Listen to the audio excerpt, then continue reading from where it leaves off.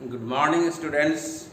आज मैं आप लोगों को वेक्टर अलजेब्रा में ट्रिपल प्रोडक्ट ऑफ वेक्टर्स के अंतर्गत वेक्टर ट्रिपल प्रोडक्ट की जानकारी दूंगा। ये अत्यंत महत्वपूर्ण टॉपिक है। ट्रिपल प्रोडक्ट ऑफ वेक्टर्स में वेक्टर ट्रिपल प्रोडक्ट। तो आज हम लोग इसको पहले डिफाइन करें, what is vector triple product और इसके एप्लीकेशन क्या है। सवालों के माध्यम से भी हम लोग सीखेंगे। पहले इसको हम लोग इंट्रोड्यूस करें टॉपिक को, what is vector triple product. तो हम लोग पहले वेक्टर ट्रिपल प्रोडक्ट में डेफिनेशन देंगे कि what is it. Definition: the cross product of two vectors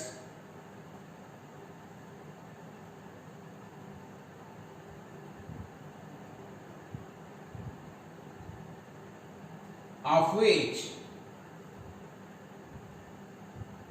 one of them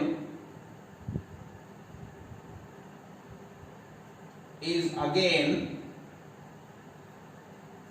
a cross product of two vectors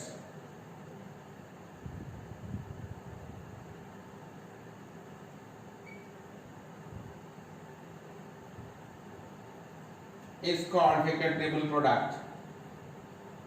vector triple product का हम लोग एब्रिविएटेड शॉर्ट फॉर्म में वीटीपी लिखेंगे।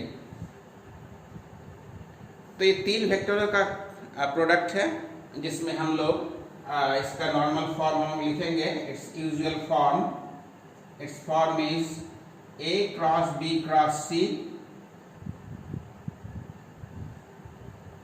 यूं तो ये तीन वेक्टरों का प्रोडक्ट है इस फॉर्मेट का, लेकिन इसको हम लोग जब परिभाषित करेंगे, इसको हम लोग कहेंगे it is the product of two vectors. जैसे B cross C, it is A cross product और cross product is a vector. इसको हम लोग अगर ये दो वेक्टरों के रूप में चिन्हित करें, ए क्रॉस डी से,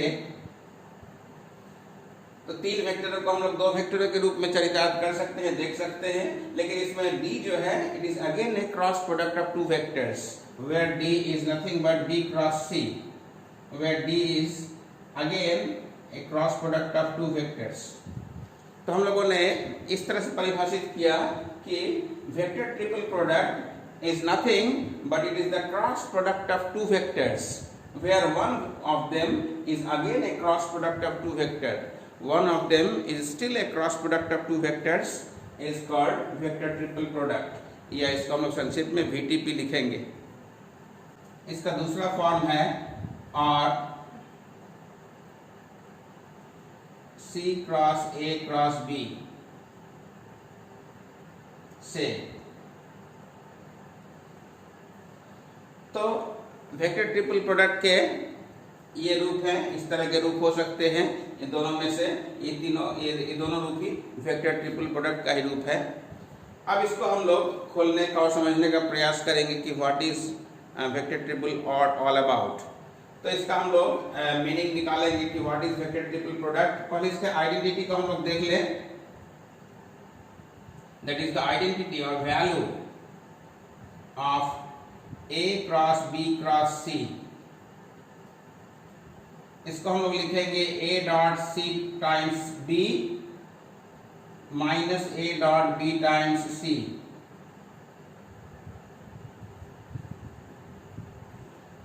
ए क्रॉस बी क्रॉस सी का जो वैल्यू होगा that is dot product of A and C with the vector multiplied by vector B minus dot product of A dot A and B multiplied by the vector C.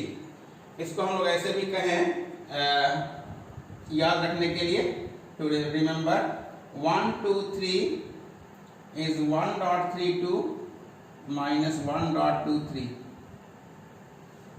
इसको अगर हम लोग 1 2 3 कहें तो 1 cross 2 cross 3 is 1.3 times 2, 1.3 times 2 minus 1.2 times 3। ऐसे हम लोग समझने के लिए ऐसा यूज कर सकते हैं। कभी कभी इसको ऐसे भी देखा जाता है, आउटर 1 को आउटर कहा जाए, 2 को एडजेसेंट कहा जाए और 3 को रिमोट कहा जाए। तो इसका वैल्यू इसी तरह से हम लोग डिफाइन कर सकते हैं, outer dot remote times adjacent minus outer dot adjacent times remote.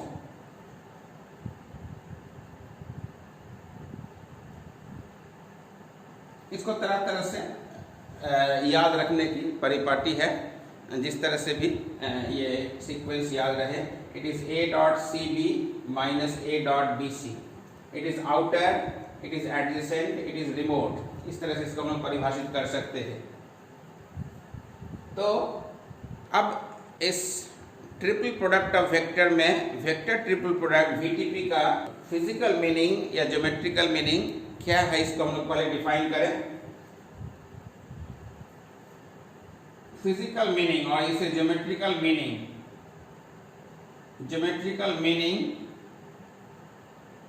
Of VTP.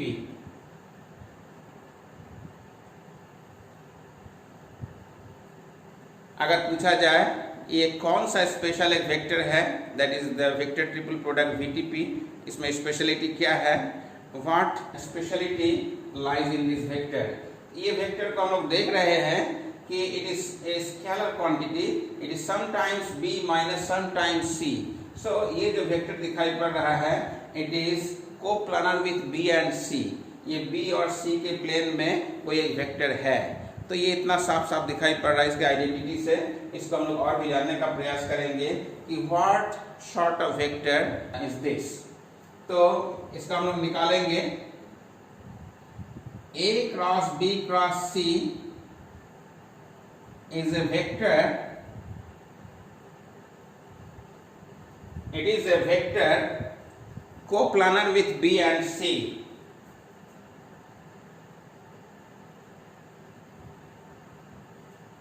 Coplanar with b and c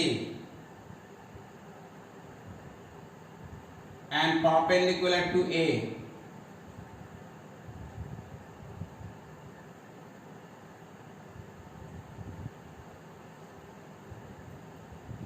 So a cross b cross c is a vector which is coplanar with vector b and vector c and which is moreover perpendicular to a. This is the special feature of this vector.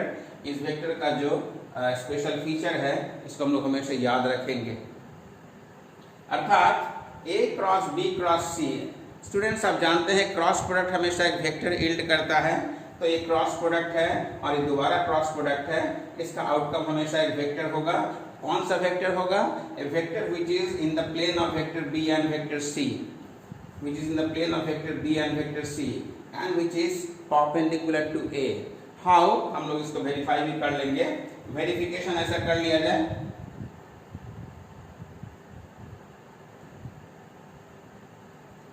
सी कोई vector अगर a के perpendicular है तो दो vector को perpendicular होने के लिए इसका डॉट प्रोडक्ट 0 होना चाहिए. तो अगर ये वेक्टर इसके परपेंडिकुलर है हम लोग चेक करें ये है कि नहीं. a dot a cross b cross c, इसका इससे डॉट लेने पर अगर वैनिश कर जाए, अगर 0 हो जाए तो दोनों वेक्टर परपेंडिकुलर हो जाएंगे. But what is a cross b cross c हम लोगों ने इस तरह से डिफाइन किया है, that is a dot, it is a dot cb minus a dot bc.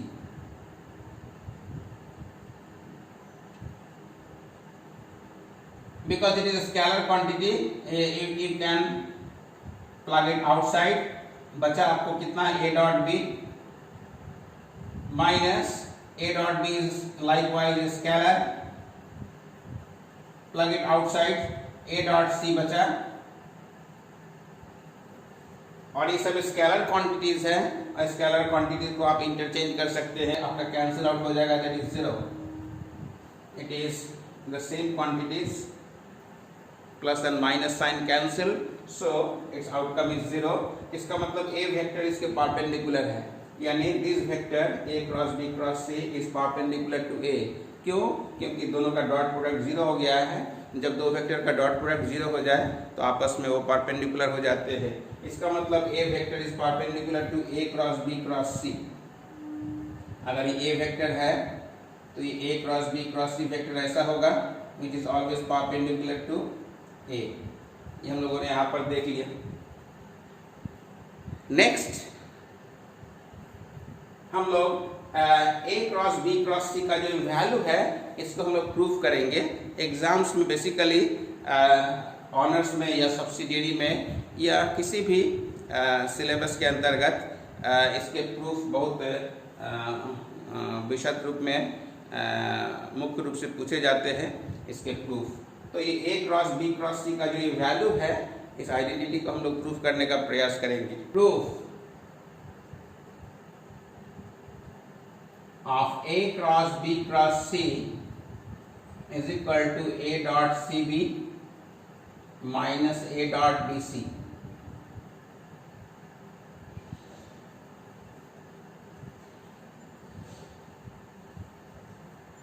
इस आइडेंटिटी को अभी हम लोग प्रूफ करने का प्रयास करेंगे। इसका वैल्यू इतना है, इसको हम लोग जांचेंगे, प्रूफ कर लें और ये विशेष रूप से आगे के सवालों के लिए ये गति देगा।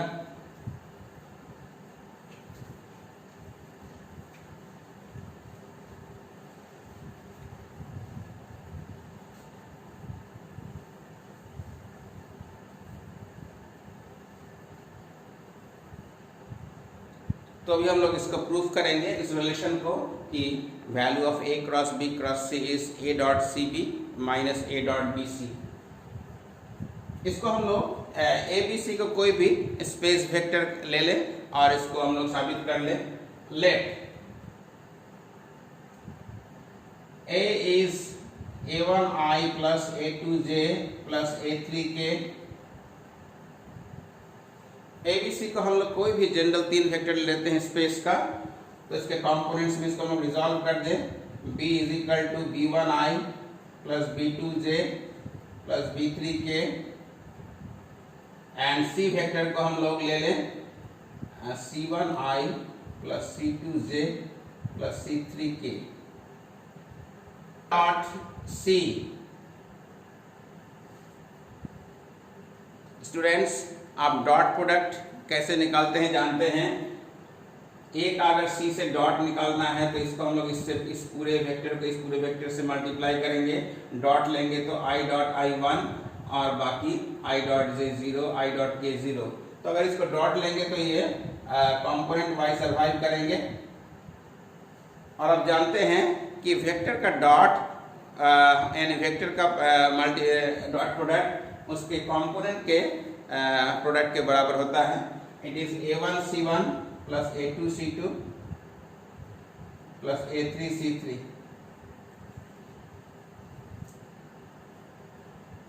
बिकॉज इसका अगर इससे डॉट लेंगे तो A1C1 और बाकी 0 हो जाएंगे। इसी तरह से A डॉट B आप निकाल के रख दें एंड A डॉट B। इसी तरह से इसका अगर डॉट लेंगे तो A1B1 हो जाएगा प्लस A2B2 प्लस A3B3। अब हम लोग लेफ्ट हैंड साइड से राइट हैंड साइड की ओर आने का प्रयास करेंगे। तो लेफ्ट हैंड साइड में पहले B क्रॉस C जो ब्रैकेटेड है पैरेंथेसिस में, then B cross C। Students cross product एक डिटर्मिनेंट के बराबर होता है और B क्रॉस C को हम लोग डिटर्मिनेंट में ऐसे लिखें, it is I J K followed by the components of B। B के कंपोनेंट क्या हैं? B1 B2 B3 और C के कंपोनेंट्स क्या हैं? C1 C2 C3। इसको अगर तोड़ेंगे तो आप कैसे लिखेंगे? It is B2 C3 minus B3 C2 times I plus B3 C1 minus B1 C3 times J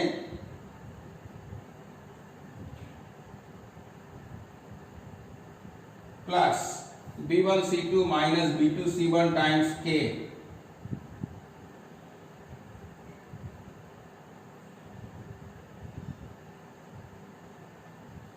तो अपने डिटर्मिनेंट को आपने तोड़ लिया, ब्रेक कर लिया, एक्सपेंड कर लिया, तो इसका वैल्यू इतना हो जाएगा। अब इसको हम लोग चाहें तो शॉर्ट फॉर्म में भी लिख सकते हैं।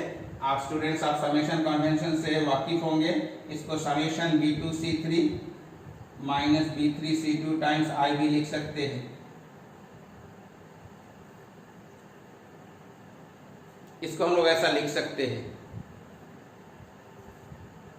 इसके बाद हम लोग लेफ्ट हैंड साइड से आरंभ करेंगे और राइट हैंड साइड की ओर मुखातिब होंगे। तो left hand side is A cross B cross सी।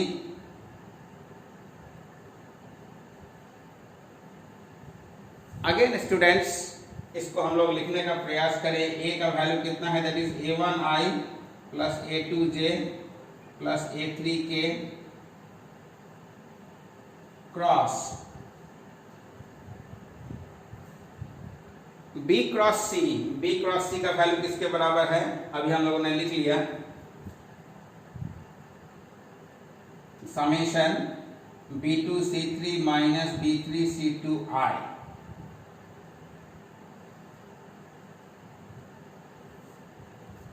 ये इतने लंबे टर्म को हम लोगों ने ब्रीफ शॉर्ट फॉर्म में लिख लिया। इसमें आपने एक टर्म को लिखा और समेशन ऑपरेट किया, तो ये तीनों टर्म के लिए होल्ड कर गया। Here again we encounter cross product. अब क्रॉस प्रोडक्ट का मतलब क्या होता है स्टूडेंट्स, क्रॉस प्रोडक्ट का मतलब डिटरमिनेंट होता है। ये भी क्रॉस प्रोडक्ट है तो ये भी डिटरमिनेंट होगा i j के। इसके कंपोनेंट्स क्या क्या होंगे, तो पहले a के कंपोनेंट्स होंगे। a के कंपोनेंट्स क्या हैं, A1 A2 A3। उसके बाद किसके कंपोनेंट्स होंगे, तो B क्रॉस C के। B क्रॉस C के कंपोनेंट्स क्या क्या हैं स्टूडेंट्स, यहाँ पर देखा जाए B क्रॉस C के स्टूडेंट्स क्या हैं, जिसको हम लोगों ने समेशन में लिखा था। इसके कंपोनेंट्स है B2C3 माइनस B3C2। दूसरा क्या है B3C1 माइनस B1C3। लास्ट क्या है B1C2 माइनस B2C1। तो आपने देखा ये क्रॉस का मतलब होता है determinant. Cross product is A determinant जिसका टॉप रो i j के unit vectors followed by there components. उसके बाद a के कंपोनेंट्स हैं, a के कंपोनेंट्स A1 A2 A3 और B क्रॉस C के कंपोनेंट्स हो गए ये और ये। तो B क्रॉस C के कंपोनेंट्स आपने लिख दिए। अब जब इस डिटरमिनेंट को हम लोग एक्सपेंड करेंगे तो यहाँ भी i के कुछ टर्म्स होंगे, j के कुछ टर्म्स होंगे, k के कुछ कोएफिशिएंट्स होंगे। इन कोएफिशिएंट्स में हम लोग एक को ही लेके चले समेशन के तहत। जैसे हम लोगों ने समेशन का रास्ता यहाँ पर निकाला है उस तरह से इसको लेंथ से बचाने के लिए, इसको अपने एक्सपेंशन से या लंबाई से बचाने के लिए हम लोग एक टर्म को ही लेकर खोलने का प्रयास करें।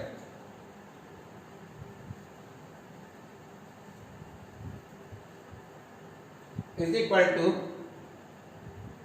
इसको हम लोग लिखे हैं summation A2 times this minus A3 times this. तो इसको हम लोग लिखे A2 times B1C2 minus B2C1 minus A3 B3C1 minus B1C3 इतना होल टाइम्स i पे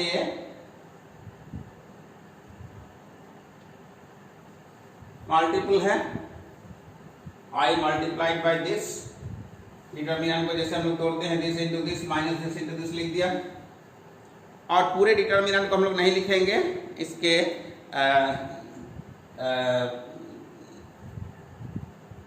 लंबाई को हम लोग थोड़ा शॉर्ट कर लेते हैं, इसके कॉम्प्लेक्सिटी को थोड़ा हम लोग मिनिमाइज करते हैं। इसके लिए हम लोग क्या करें, i के मल्टीप्लिकेशन का i का गुणांक लिख लिए और j और k को हम लोग अभी तत्काल छोड़ रहे हैं at the cost of summation. जैसे हमने अपने एक टर्म, तीन टर्म के बदले हम लोग एक टर्म का समेशन लिख दिया फर्स्ट टर्म, तो फर्स्ट टर्म को हम लोग लिख के बाकी के लिए हम लोगों ने समेशन ऑपरेट कर दिया। It will cover rest of the two terms. ये हम लोग समझ लेंगे। तो यहाँ समेशन हम लोग इसको खोलने का प्रयास करें। इसमें दो टर्म प्लस के साथ हैं और दो टर्म नेगेटिव के साथ। प्लस वाले को हम लोग एक साथ लेंगे, that is A2 B1 C2 and it is plus A3 B1 C3। और माइनस के साथ दो टर्म है, कौन कौन है, that is A2 B2 C1 और एक है minus A3 B3 C1। Minus is common and this whole operational on I। अब स्टूडेंट्स यहाँ पर थोड़ा सा कॉशियस रहने की जरूरत है। यहाँ पर कुछ कॉमन आ रहे हैं, कॉमन इससे B1 is the common factor और बाद बाकी रह जाएंगे A2C2 plus A3C3 times B1।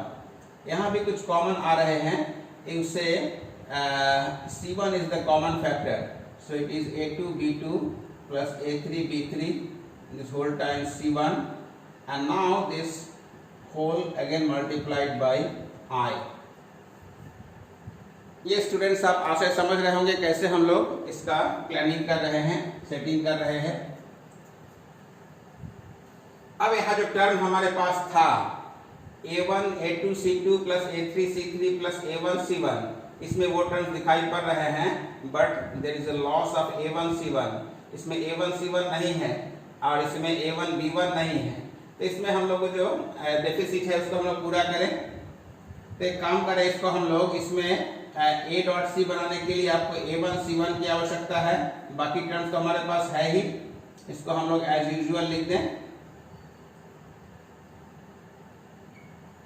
आप लोग आपने क्या किया, A1C1 इसमें जोड़ दिया फालतू, तो A1C1 इंटू B1 आपने ऐड किया है तो उतना सब्ट्रैक्ट करना पड़ेगा, और सब्ट्रैक्ट करने के लिए यहाँ पर आपको एक टर्म A1B1 A2B2 और A3B3 टाइम C1 अगर कर देते हैं तो जो आपने यहाँ पर ऐड किया था वो आपने यहाँ पर सब्ट्रैक्ट कर दिया।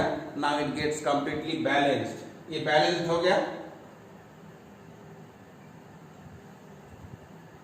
अब आप नीचे ग्लांस करेंगे, देखेंगे A1C1 plus A2C2 plus A3C3 क्या था स्टूडेंट्स, इट इज A.C। तो इसका वैल्यू A.C हो गया और इसका वैल्यू है A.B।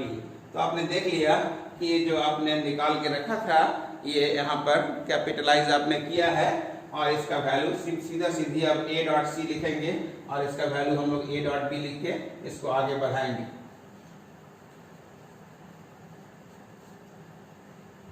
तो इसको हम लोगों ने लिखा A.C टाइम्स B1 और इसको मल्टीप्लाई कर दें, और समेशन डिस्ट्रीब्यूटिव होता है। इसका स्टूडेंट्स वैल्यू किसके बराबर है, इसका वैल्यू है, आप ऐसे भी लिख सकते हैं, समेशन को बाद में खोलेंगे, इट इज A.B और टाइम्स C1I। अब जानते होंगे summation holds for three terms here। यहाँ पर it is a constant, it is scalar quantity, scalar को आप हमेशा ड्रैग कर सकते हैं, बाहर निकाल सकते हैं आउटसाइड। तो अंदर क्या बचा हुआ स्टूडेंट्स, समेशन B1I, और समेशन डिस्ट्रीब्यूटिव होता है एडिशन में, ये भी स्केलर है, A.B is scalar, you can push it outside the summation convention. A.B को अपने बाहर निकाल दिया, रहा कितना, दैट इज समेशन C1I। अब स्टूडेंट्स थोड़ी देर पहले हम लोग जिक्र कर रहे थे summation is normally operated for 3 terms. Summation का मतलब यहाँ 3 टर्म है, तो समेशन को हम लोग 3 टर्म के लिए अब इसको एक्सपेंड करेंगे, दैट इज A.C। B1I का मतलब क्या हो गया students, that is B1I plus B2J plus B3K, these are the 3 terms, और C1I, इसको इस समेशन को एक्सपेंड करेंगे तो क्या हो जाएगा, C1I C2J C3K। तो ये क्या हो जाएगा student, that is A.CB minus A.BC। इसको हम लोगों ने B वेक्टर के बराबर माना था, इसको हम लोगों ने C वेक्टर के बराबर माना था। तो ये आपका प्रूव हो गया कि A cross B cross C, thus we have established the identity or the value of A cross B cross C, that is A.CB minus A.BC। ये हम लोगों ने प्रूफ कर डाला, और ये प्रूफ निहायत बहुत ही आवश्यक है, और तमाम एग्जाम्स में ये टेस्ट किए जाते हैं, पूछे जाते हैं, और इसके माध्यम से आगे के सवाल पैदा होते हैं, आगे के सवाल आते हैं। इस रिलेशन को हम लोग हमेशा याद रखेंगे। तो इस तरह से अगर आपसे पूछा जाए कि what is A cross B cross C, A cross B cross C, अगर हम लोगों ने ब्रैकेट को चेंज कर दिया तो इसका वैल्यू किसके बराबर है? It is C dot A B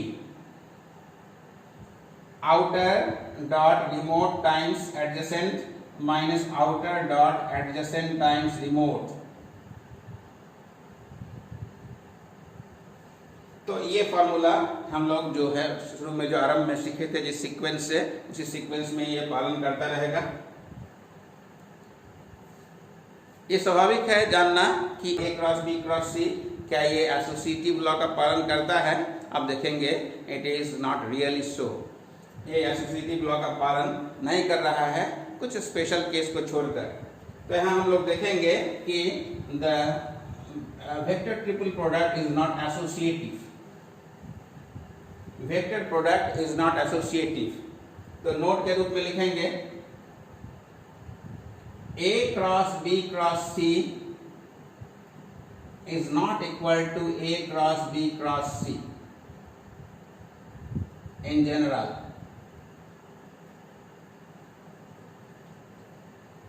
आप देख रहे हैं फिजिकल मीनिंग में ये वेक्टर B और C के कोप्लानर था, अर्थात ये जो वेक्टर था ये B और C के प्लेन का था, जबकि ये वेक्टर B और A अर्थात A और B के प्लेन का वेक्टर है। तो दोनों में ब्रैकेट को इंटरचेंज करने पर, ब्रैकेट को शिफ्ट करने पर इसके मीनिंग बदल जाते हैं, लेकिन किसी खास संदर्भ में ये इक्वल हो भी सकते हैं, ऐसा भी पूछा जाता है। इन व्हाट केस और in what circumstances these two vectors are equal? However, A cross B cross C is equal to A cross B cross C when B cross C cross A is 0। जब ये condition satisfied हो जाए तब ये दोनों आपस में बराबर हो सकते हैं। आप इसको वेरीफाई भी कर सकते हैं। For example left hand side को आप तोड़ेंगे तो क्या हो जाएगा? That is A dot C B minus A dot B C, और राइट साइड को तोड़ेंगे तो स्टूडेंट्स क्या हो जाएगा? That is C dot A B minus C dot B ए।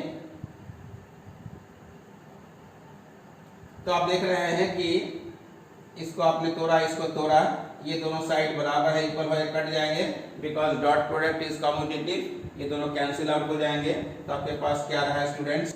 आपके पास रहा that is A dot B सी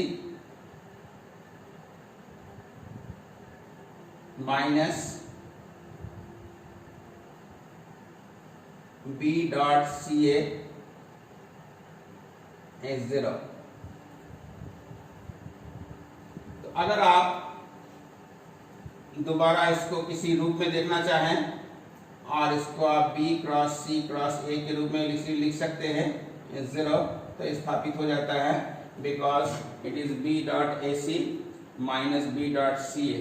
ये भी इस रूप में भी आप देख सकते हैं, B dot A means A dot B, they are commutative, इसलिए इसको आप B cross C cross A देख सकते हैं। तो अभी हम लोगों ने इसका प्रूफ का संपादन किया और एक स्पेशल वेक्टर का आगाज किया। एक इसके आधार पर हम लोग बाद में एप्लीकेशन के नेक्स्ट वीडियो में हम लोग इसके एप्लीकेशन और इससे जुड़े हुए सवालों को बनाएंगे। Thank you for watching the video.